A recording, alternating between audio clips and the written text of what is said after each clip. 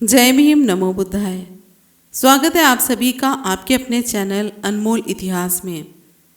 आज हम बात करने जा रहे हैं चमार जाति का गौरवशाली इतिहास पुस्तक से, जिसके लेखक सतनाम सिंह हैं। आज हम बात करेंगे जेठरी देवी ही आदिम भूमिया देवी हैं। तो चलिए वीडियो शुरू करते हैं। सिंधु सभ्यता की प्रमुख देवी यानी कि बड़ी देवी कौन है? विद्वानों का निष्कर्ष है कि यह देवी सिंधु घाटी की सभ्यता के निवासियों द्वारा भूदेवी या मातृ देवी के रूप में प्रमुखता से पूजी जाती थी। इसकी असंख्य मूर्तियां मोहनजोदड़ो और हड़प्पा की खुदाई में मिली हैं। मातृभूमि या भूदेवी की परिकल्पना इसलिए की गई कि कुछ मूर्तियों में इसके सिर विहीन धड़ से पौधे उग रहे थे, तो कुछ में यह उल्टी अवस्था में उकेरी गई थी तथा इसके जननांग में पौधे अंकुरित हो रहे थे।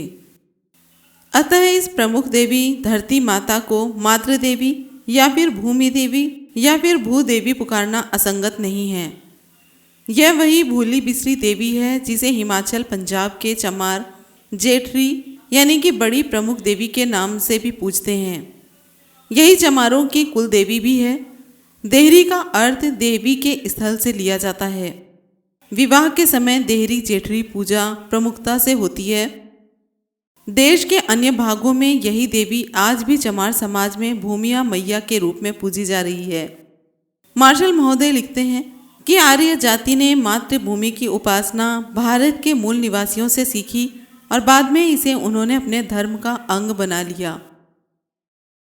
इस मत का सभी भारतीय इतिहासकार भी समर्थन करते हैं।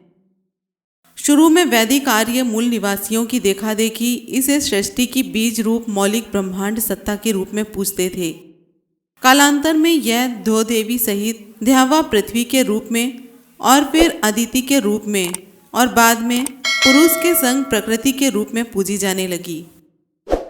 उत्तरकालीन आर्यों में यही शक्ति के रूप में प्रचारित हुई, लेकिन संकेत उसी मूल देवी की तरफ था। दुर्गा, काली, गौरा, नंदा इसी की विस्तारवादी परिकल्पनाएं हैं। महाभारत काल तक भी इसका मूल रूप विद्यमान था। अनुशासन पर्व में कृष्ण द्वारा पृथ्वी देवी की स्तुति का वर्णन है। ऋग्वेद की एक ऋचा में धरती को 10 भुजी बताया, उसमें पृथ्वी को 10 भुजाओं से युक्त माना गया है। इसमें दिशाएं ही धरती की भुजाएं हैं। ऋग्वैदिक आर्यों ने यह कल्पना असुरों से ही ग्रहण की थी। अतः देवी माता का बीज रूप धरती माता ही है, जिसे आज की चमार जाति भूमिया जेठरी देवी के रूप में पूजती हैं। क्योंकि इस देवी की परिकल्पना सबसे पहले हुई थी, अतः यह ज्येष्ठ यानी कि जेठरी देवी भी कहलाती है। इससे ये स्पष्ट हो जाता है कि हड़प्पा की खुदाई से मिली भूदेवी भूमिया देवी या मातृ देवी ही चमारों द्वारा पूजित कुल देवी यानी कि जेठरी माता है तथा उसकी सहायक देवियां यानी कि पुत्रियां ही जाति चिन्ह माइयां बीबियां हैं, जिन्हें कुछ लोग परियां भी कहते हैं। इसी भूमिया देवी को देश के अलग अलग हिस्सों में चमार अपनी कुल देवी के रूप में पूजते हैं। 1920 तक प्रमुख रूप से चमार जाति इसी भूमिया माता की पूजा करती थी। द चमार का लेखक लिखता है, इसी तरह की यानी कि चमारों की एक अन्य देवी भूमिया यानी कि भूमिया रानी है। यह देवी बड़ी बड़ी इमारतों, मिट्टी और खेतों की संरक्षिका है। भूमिया रानी के रूप में उसकी पूजा रोटी और मिठाइयों से की जाती है। ये रोटी और मिठाइयाँ धूप में जमीन पर फैला दी जाती हैं और फिर पूजा करने वाला और उसका परिवार इन रोटियों को खाता है। जब कोई नया गांव बसाया जाता है तो भूमिया माता का मठ बनाया जाता है। कोई गुंबदनुमा छत या चबूतरा उनके रहने का स्थान होता है। भूमिया की पूजा फसल कटने के बाद, शादी के समय या तब की जाती है जब घर में लड़के का जन्म हो। महिलाएं रविवार के दिन अपने बच्चों को भूमिया के मठ पर ले जाती हैं। कभी कभी गाय या भैंस की पहली पहली खीस भूमिया को चढ़ाई जाती है। भूमिया को कभी जानवरों की बलि नहीं दी जाती, उसे जमीन के फल भेंट किए जाते हैं।